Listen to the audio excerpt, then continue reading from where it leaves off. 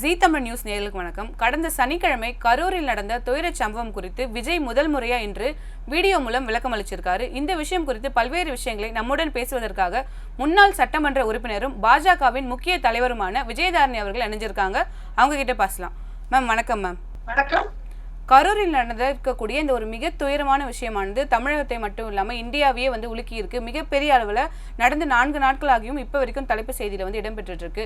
இந்த நிலையில விஜய் இன்னைக்கு முதல் முறையா இந்த சம்பவத்துக்கு அப்புறமா ஒரு வீடியோ வெளியிட்டிருக்காரு. அதுல சிஎம் சார் இப்படி பழி வாங்காதீங்கன்ற மாதிரியான ஒரு விஷயத்தை பேசியிருக்காரு. இது எப்படி மேம் பாக்குறீங்க?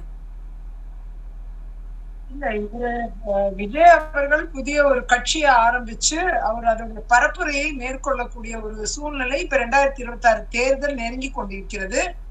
அவர் ஒரு கட்சி தலைவர் என்ற முறையில் அவருடைய பணிகளை அவர் செஞ்சிட்டு இருக்கிற அந்த கோர்ஸ் ஆஃப் இஸ் டியூட்டி இந்த மாதிரி ஒரு சம்பவம் நடக்குது.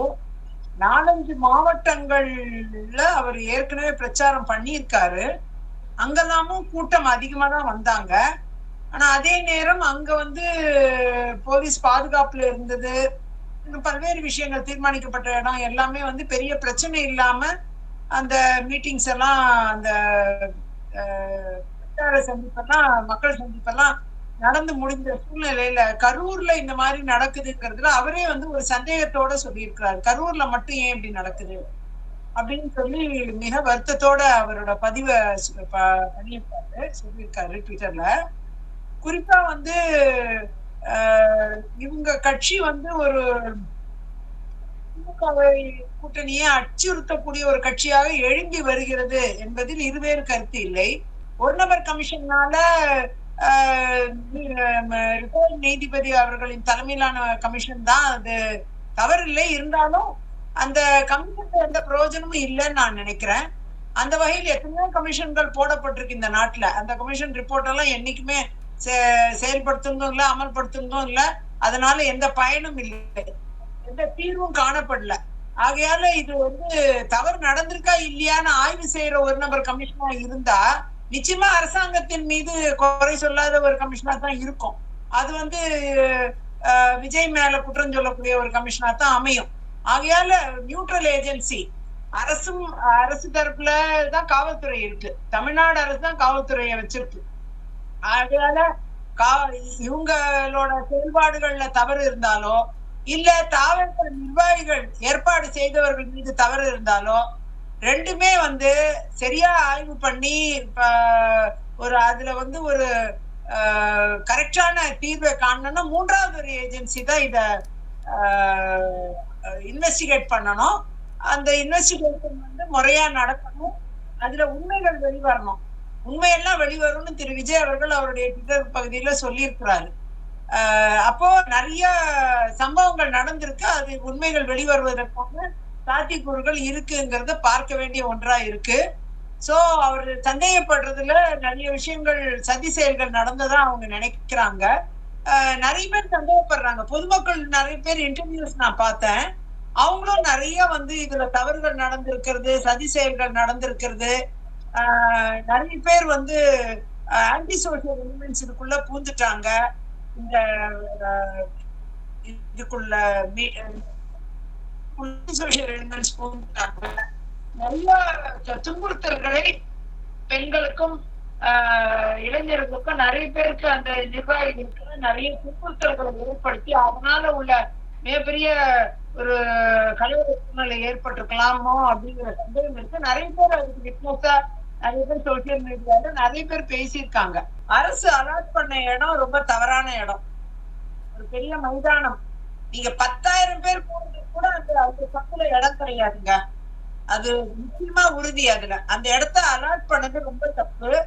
அவங்க 10,000 பீப்புள் கூடுறதுக்குள்ள இடம் கூட கிடையாது. அங்க ஒரு 1,500ல இருந்து 2,000 பேருக்கு மேல அங்க கூடவே முடியாது. அதுவே ஒரு நெரிசலா இருக்கும் அந்த இடத்துல. அப்படிப்பட்ட சந்துகள் தான் அது. அந்த இடத்துல பக்கத்துல நிறைய டிச்சஸ் இருக்கு, பள்ளங்கள், அந்த கழிவுநீர் செல்லும் கால்வாய்கள், அது என்ன கரண்ட் கம்பங்கள், ஜெனரேட்டர், அப்புறம் டிரான்ஸ்பார்மர் என்று பல்வேறு விஷயங்கள் கணக்கில் எடுத்துக்கொள்ளப்படாமல் பெரிய கூட்டத்தை அங்க கூட்டுறாங்க.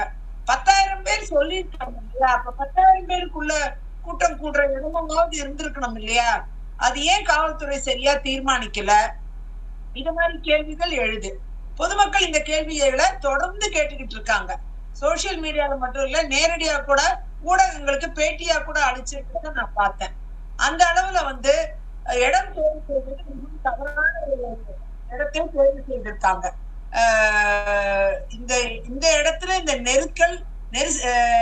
நெரிசல் வரும் அப்படிங்கிறது அரசுக்கு தெரிந்த ஒன்று. அதே மாதிரி காவல்துறைக்கும் இது நன்றாக தெரியும். இந்த மாதிரி ஒரு நெருக்கடி இங்க வர வாய்ப்பு இருக்கு, ஏன்னா கூட்டம் அதிகமா இருக்கு, சின்ன இடமா இருக்கு, ஆகையால ரொம்ப நேரம் மக்கள் வெயிட் பண்ணி இருந்தாங்கிற ஒரு குற்றச்சாட்டு இருக்கு. அதனால கூட நிறைய பேர் மரத்திலாம் கூட எதிர்த்தரப்பு ஆளும் தரப்புல சொல்லப்படுற விஷயங்களாவும் பார்க்கும். இந்த உண்மை என்னங்கிறத ஆய்வு செய்து இந்த உண்மையை மக்களுக்கு புலப்படுத்த வேண்டும். அத வந்து ஒரு மூன்றாவது ஏஜென்சி, சிபிஐ போன்ற ஒரு ஏஜென்சி தான் சரியா செய்ய முடியுங்கிறது என்னுடைய கருத்தும் கூட. அடுத்து பாத்தீங்கன்னா இப்ப அரசு தரப்புல வந்து இன்னைக்கு வந்து விளக்கம் கொடுக்குறாங்க. அதுல என்ன சொல்றாங்கன்னா, மின்தடை வந்து பண்ணிட்டாங்கன்ற மாதிரி ஒரு குற்றச்சாட்டுக்கு அவங்க என்ன சொல்றாங்க, தாவேகாவினர் தான் வந்து கரண்ட்டை வந்து கட் பண்ண சொன்னாங்க, ஜென்ரேட்டர் ரூம்ல தொண்டர்கள் போயிட்டதால கரண்ட் கட் பண்ண சொன்னாங்க. அதே மாதிரி ஆம்புலன்ஸ் வந்து ஏன் அடுத்தடுத்து இவ்வளவு ஆம்புலன்ஸ் வந்துச்சு அப்படிங்கிறதுக்கு விளக்கம் கொடுத்திருக்காங்க. இந்த மாதிரி பல்வேறு குற்றச்சாட்டு, அதே மாதிரி உடற்கூறாய்வு ஏன் உடனே பண்ணாங்கன்றதுக்கும் உறவினர்கள் வந்து உடனே கேட்டுக்கிட்டதால பண்ணாங்கன்ற மாதிரி பல விஷயங்களை சொல்லியிருக்காங்க. இது எல்லாமே ஏற்புடையதா இருக்கா? இது எப்படி பாக்குறீங்க? அதான் அரசு தரப்பு தன்னுடைய விளக்கங்களை அவ்வப்போது அரசு அதிகாரிகள் மூலமா கொடுத்துட்டு தான் இருக்காங்க, நான் இல்லைன்னு சொல்லல. ஆனா அதே நேரம் இந்த சதி செயல் நடந்திருக்கு அப்படிங்கறதுல புலனாய்வு செய்வோங்கிறத பத்தி ஒரு வார்த்தை கூட சொல்லல. அதுதான் ஆச்சரியமா இருக்கு. சதிகள் நடந்திருக்கு, ஆன்டி சோசியல் எலிமெண்ட்ஸ், மக்கள் விரோத சக்திகள் அந்த கூட்டத்துக்குள்ள நுழைஞ்சிட்டாங்க அப்படிங்கிற குற்றச்சாட்டுக்கு பதில் சொல்லல. இன்னும் அரசாங்கம் பதில் சொல்ல, காவல்துறை பதில் சொல்லல. அந்த அளவுல நீங்க பாத்தீங்கன்னா ஆம்புலன்ஸ் வந்தது மக்களை காப்பாத்துறதுக்கும் இருக்கலாம், ஆம்புலன்ஸ் ஏற்றிட்டு போனவங்களோட நிலைமை என்னங்கிறத பத்தியும் அவங்க இன்னும் தீவிரமா விளக்கம் கொடுக்கணும். அதே நேரம் பாத்தீங்கன்னா இந்த கூட்டத்தில் இந்த நெரிசல் ஏற்படுவதற்கு முதலாய காரணம் என்னங்கிறத நிச்சயமா ஆய்வு செய்யணும். ஏன்னா ஒரு சைடு புஷ் பண்ணி நடந்துட்டாங்கன்னா மொத்த கிரௌடும் சாஞ்சிரும். இது வந்து இதுதான் கிரௌட் சைக்காலஜி. அதனாலதான் நடக்கிறது. அந்த ஒரு இடத்துல என்ன சம்பவம் நடந்தது, ஏதோ ஆன்டிசோஷியல் எலிமெண்ட்ஸால ஏதோ ஆபத்து இருந்ததா, ஏதாவது இல்ல இயற்கையாவே ஏதாவது நடந்திருந்ததா அப்படிங்கிற அந்த விளக்கத்தை மக்கள் எதிர்பார்க்கிறார்கள். அதை மட்டும் தெளிவு பண்றதுக்கு இந்த ரெண்டு தரப்பும் ஒருத்தர் குற்றம் சொல்றதுனால இவங்க ரெண்டு பேர் தரப்பு சொல்றதையும் நிச்சயமா மக்களும் நம்ப மாட்டாங்க, சட்டமும் நம்பாது. ஆகையால இந்த ரெண்டு தரப்பை தாண்டி ஒரு மூன்றாவது புலனாய்வு துறை இதை செய்வார்களே ஆனால் நிச்சயமா இத வந்து இது உண்மை இருக்கு, இதுதான் உண்மை நடந்தது அப்படிங்கிற அந்த உண்மை சம்பவத்தை மக்கள் நம்பவும் வாய்ப்பு இருக்கு. சட்டமும் அதுக்கு ஒரு விளக்கத்தை ஏத்துக்கிட்டு அந்த விஷயத்துல நியாயத்தை வழங்குவதற்கான ஒரு சாத்தியக்கூறுகள் இருக்கு. ஆகையால அரசு தரப்பு விளக்கங்கள் எல்லாமே மக்களை ஆசுவாசப்படுத்தணும்ட்டு அவங்க விளக்கம் தராங்க. அதுல நான் தவறு ஒன்றும் சொல்லல. விளக்கம் தொடர்ந்து தர்றது நல்லதும் கூட தான், தவறு இல்லை. ஆனா அதே நேரம் சதிகளை மறைப்பதற்கான விளக்கமாக இருக்கக்கூடாது. அந்த விளக்கங்கள் உண்மையான விளக்கங்களா இருக்கணுங்கிறது. 25 பேர் மேல வந்து ஃபேக் நியூஸை பரப்புனாங்க அப்படிங்கிற மாதிரி இந்த பிரச்சாரத்துக்கு அப்புறம் நடந்தக்கூடிய அந்த கலவரத்தை பத்தி ஃபேக் நியூஸ் பரப்புனது 25 பேர் மேல வழக்கு பதிவு, யூடியூபர் ஃபெலிக்ஸ் உட்பட வந்து கைது செய்யப்பட்டிருக்காங்க. இதெல்லாம் எப்படி மேம் பாக்குறீங்க? இந்த நடவடிக்கைகளை எப்படி பாக்குறீங்க? ஃபேக் நியூஸை பரப்புனாங்களா இல்லையா என்னங்கிறது அதுவும் புலனாய்வுக்கு உட்பட வேண்டிய விஷயம்தான். ஆகையால இதுல வந்து ஃபேக் நியூஸா உண்மை நியூஸாங்கிறத நாம வந்து நிச்சயமா சொல்லவே முடியாது. இதுல குறிப்பா பாத்தீங்கன்னா ஃபேக் நியூஸ்ங்கிறத எப்படி உறுதி செய்தாங்க அப்படின்றத பார்க்கணும். நிறைய பொதுமக்கள் ஊடகங்கள்ல இன்னைக்கும் பேசியிருக்காங்க. கட்சி சம்பந்தம் இல்லாத அந்த கூட்டத்துல கலந்துகிட்ட நிறைய பெண்கள் ஆண்கள் வந்து சம்பந்தம் இல்லாதவங்க அரசு தரப்புக்கு சார்பாகவும் சிலர் பேசியிருக்காங்க, விஜய் தரப்புக்கு சார்பாகவும் ஒரு சிலர் பேசியிருக்காங்க. அப்படி இருக்கும் பொழுது இதுல இந்த சோசியல் மீடியா பரப்புரை பண்ணவங்க எல்லாம் வந்து ஃபேக் நியூஸ கொடுத்தாங்களா இல்லையாங்கிறது நிச்சயமா ஒரு புலனாய்வுக்கு பிறகுதான் தென்படும். அதுல உண்மை இருக்கா இல்லையாங்கிறத நாம இப்ப கணிக்க முடியாது. உண்மை சம்பவம் என்னங்கிறத புரிஞ்சுக்கிட்டு நாம இது பண்ணணும். ஆனா அதே நேரம் ஒரு கிளர்ச்சியை உண்டு பண்ணக்கூடாது. ஏற்கனவே 41 உயிர்களை நம்ம இழந்திருக்கோம். அந்த இடத்துல ஒரு கிளர்ச்சி ஏற்பட்டுறக்கூடாது. ஓவரா ஒரு விஷயம் வந்து பரப்புரை செய்யும் பொழுது அது தேவையில்லாம மக்கள் மத்தியில ஒரு கிளர்ச்சியும் ஒரு அதை உருவாக்கிடும், அமைதியின்மையை உருவாக்கும். ஆகையால் அதை தடுப்பதற்காக அரசு சில நடவடிக்கைகளை எடுக்கிறாங்களே தவிர, ஆனா அதே நேரம் அவர்களுடைய நியூஸ் உண்மையா பொய்யாங்கிறத புலனாய்வுக்கு பிறகுதான் நம்ம உறுதி செய்ய முடியும். அந்த அளவுல அவங்களோட அரசு எந்த அளவுக்கு கோர்ட் எடுத்துக்கோன்னு எனக்கு தெரியல. கோர்ட்டை பொறுத்த வரைக்கும் நிச்சயமா இதுல ஆய்வு செய்வாங்க. அந்த விசாரணை புலனாய்வுக்கு பிறகு அந்த அவங்களோட சோசியல் மீடியால அவங்க சொன்னதெல்லாம் சரியாக இருந்திருந்தால் நிச்சயமா அவங்க கரெக்டா நியூஸை கேதர் பண்ணிருக்காங்கிறத புரிஞ்சுக்குவாங்க. தவறா இருந்தா தண்டனைக்கு உட்படுத்த வேண்டிய சூழ்நிலை ஏற்படும். ஆகையால் நம்ம பொறுத்து பார்க்கணும் நான் நினைக்கிறேன். அதே மாதிரி ஆதவ் வந்து மனு கொடுத்திருக்காரு நீதிமன்றத்துல. கொடுக்கும்போது என்ன சொல்லியிருக்காருன்னா வந்து முன்னாள் அமைச்சர் செந்தில் பாலாஜி வந்து குற்றம் சாட்டியிருக்காரு. அது மட்டும் இல்லாம தனக்கு வந்து அனுமதி கிடைக்கல, கரூருக்கு வந்து ஏன் போல தாவைக்காங்கிறது ஒரு பெரிய குற்றச்சாட்டை மக்கள் கிட்ட இருக்கு. அவர் என்ன சொல்றாரு மனுலன்னா எங்களுக்கு அனுமதி கிடைக்கல அப்படிங்கிற மாதிரியான ஒரு விஷயத்த வந்து முன் வச்சிருக்காரு. இந்த விஷயங்களை எப்படி எடுத்துக்கிறது மேம்? அதாவது முதல்ல அனுமதி கிடைக்கல, இவங்க கேட்ட இடத்துல அனுமதி கிடைக்கல. அவங்க கொஞ்சம் விசாலமான இடத்த கேட்டிருக்காங்க. கூட்டம் வருங்கிறது அவங்களே சொல்லியிருக்காங்க. ஒரு 10,000 பேர் கூடுற கூட்டமா இருந்தா கூட அதுக்குள்ள விசாலமான இடம் வேணும்னு கேட்டிருக்காங்க. அதுல மாற்று கருத்து இல்லை. ஆனா அதே நேரம் இவங்க வழங்கின இடம் மிகவும் குறுகலான ஒரு இடம். அததான் அவரு சுட்டி காமிச்சிருக்காருன்னு நான் நினைக்கிறேன். அந்த அளவுல வந்து அதுல கூட ஒரு சதி நடந்திருக்கிறதா தான் நம்ம பார்க்கணும். இடத்த தவறா கொடுத்துட்டு அந்த நெரிசலை உண்டு பண்ணணுங்கிற திட்டத்தோட ஒரு இடத்த குடுக்குறாங்கன்னா அதுவும் தப்பு தானே. அதுவும் தவறுதான். அந்த இடத்துல வந்து நிச்சயமா வந்து ஒரு இவங்க குற்றச்சாட்டு வைக்கிறதுல ஒரு நியாயம் இருக்குன்னு நான் நினைக்கிறேன். அது நிச்சயமா புலனாய்வுக்கு பிறகு அது புலப்படும் நான் நினைக்கிறேன். ஒரு நல்ல புலனாய்வு செய்யும் பொழுது இது நியூட்ரலான ஒரு விசாரணை நடக்கும் பொழுது நிச்சயமா இது ஒன்றுதான் இது மத்திய புலனாய்வு துறை நடத்தணும், இல்லை நீதிமன்றமே முன்னெடுத்து இந்த வழக்குல புலனாய்வை நடத்துவார்களே. ஆனால் இதுல உண்மைத்தன்மையை கண்டறிந்து இது தவறு செய்தவர்களை தண்டிக்கணுங்கிறது நான் என்னுடைய பார்வை. இடம் தேர்வு செய்ததுல நிச்சயமா தவறு இருக்கு. அந்த இடத்த யார் தேர்வு செய்திருந்தாலும் அது தவறுதான். விசாலமான இடம் தான் தேர்வு செய்திருக்கணும். மக்கள் வர கூட்டத்தை அரசாங்கமும் ஏத்துக்கிறாங்க, காவல்துறையும் ஏத்துக்கிறாங்க, அதிகமா வருவாங்கன்ட்டு. தாவேகா தரப்புலயும் அதிகமா வருவாங்கன்னு சொல்லியிருக்காங்க. அப்படி இருக்கும்போது எதுக்கு இந்த குறுகிய சாலைகள்ல என்னத்துக்கு அனுமதி வழங்கப்பட்டது? கட்டாயமா விஜய் அவர்களை அந்த இடத்துக்கு வர வச்சு அந்த இடத்துல அந்த ஒரு பெரிய கட்சத்தை அவருக்கும் உருவாக்கி பொதுமக்களுக்கும் மரணிக்கிற அளவுக்கு துயரத்தை உருவாக்கி இது மாதிரி ஒரு சிரமங்களை ஏற்படுத்தி இருக்காங்கன்னா நிச்சயமா இதுல வந்து இந்த இடம் தேர்வு என்பது தவறான ஒரு தேர்வு. அதுல மாற்று கருத்து இல்லை. அதே மாதிரி ஒரு சிலர் என்ன சொல்றாங்கன்னா பாஜகவின் மீது வந்து ஒரு குற்றச்சாட்டு முன்வைக்கிறாங்க. அவங்க வந்து இதை அரசியல் ஆக்குறாங்க மாதிரி ஒரு சில கட்சியினர் வந்து சொல்றாங்க. இது எப்படி எடுத்துக்கிறது மேம்? பாஜகவினர் என்ன அரசியல் ஆக்குறாங்க?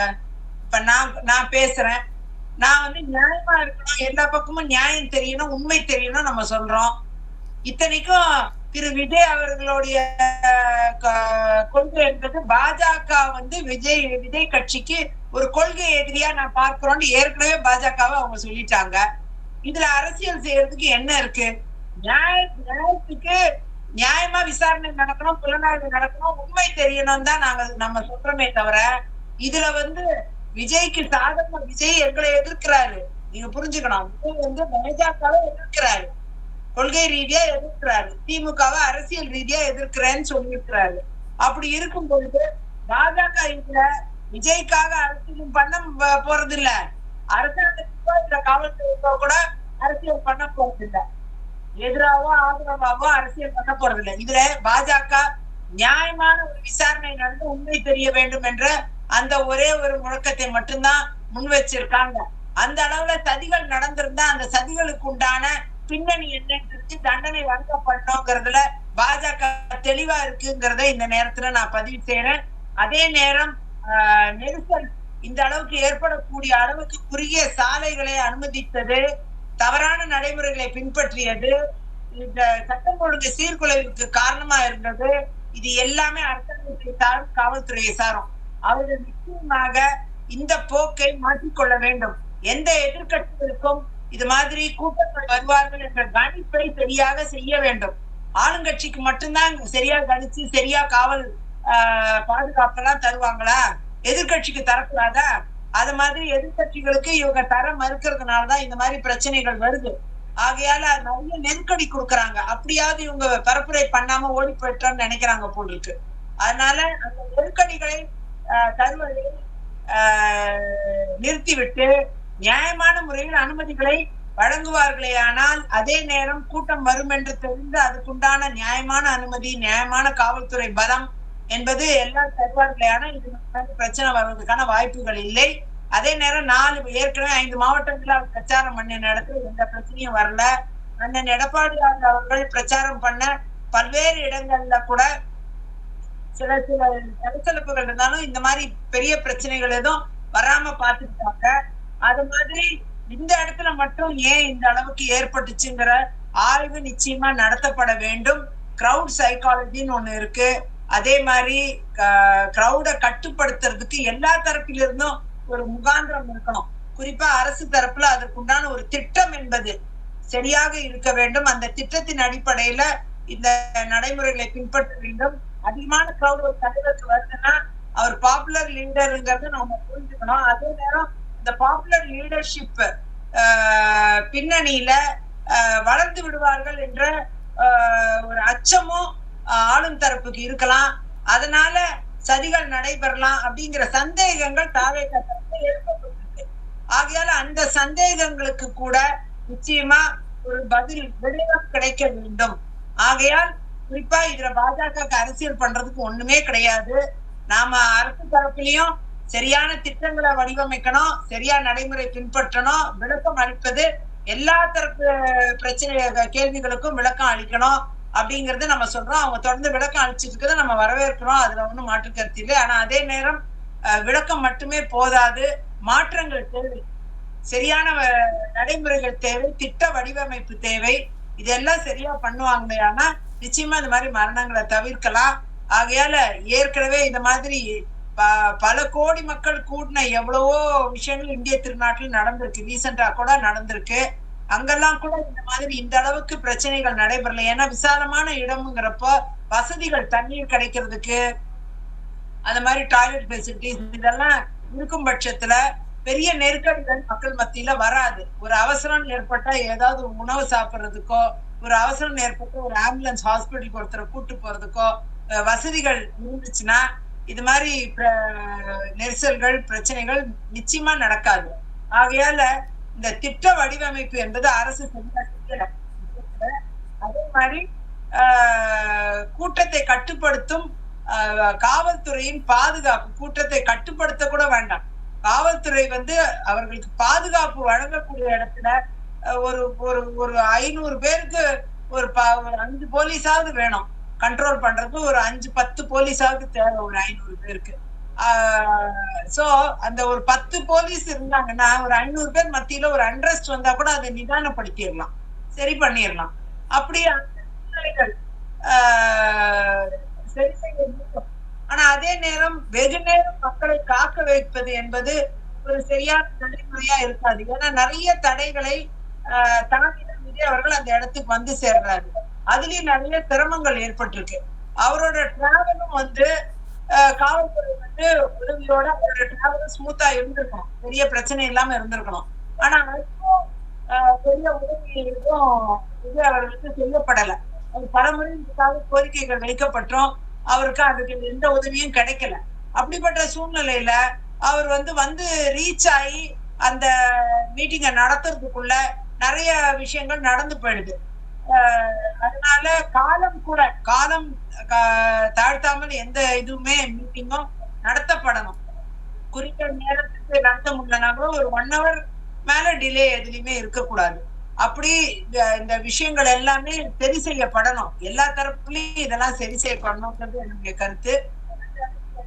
பிரச்சாரங்கள் மேற்கொள்ளலாம்.